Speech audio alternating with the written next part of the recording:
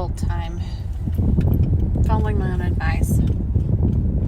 I'm really good at talking a big talk and letting people go and knowing your worth, not going back to people, no second chances. But it's hard for me to not go back, to not check on them, to not care. Because to me, not going back means I don't care. Not checking up on them means I don't care. And I know that's not the truth. Because I can love them from way over here, but it's my own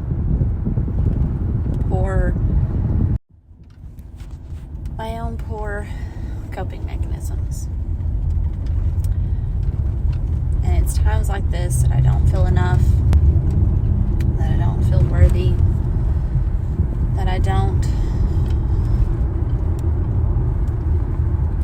it makes me not want to even try to find that friend anymore. Like I'm kind of tired of feeling like this, tired of pouring myself into people and they could care less. And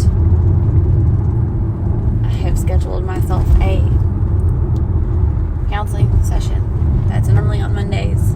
I've scheduled one for Friday because I know that mentally I'm just not doing well. It's hard for me to even process little stuff or to think about little stuff. And hell, brain fog from COVID's definitely a thing. But I'm just trying so hard to listen to my own advice. And I'm just having a hard time today. Because after reaching out and not asking for a response in general, but knowing that they're going through something, I know they're not going to talk to me about it. But just saying, you know what? You're loved. No amount of silence can deter me. But that I pray you're doing well. I didn't mean anything ill by it. And she didn't have to respond, but she did. And basically just said she needed space. And at what point am I the person to need space from? Like, what about me is so toxic that you would need space from me? So then I'm examining my own behaviors, wondering what I've done wrong, essentially. And I know that it more than likely isn't anything specific that I did, but more than likely there's something that I've done to trigger her.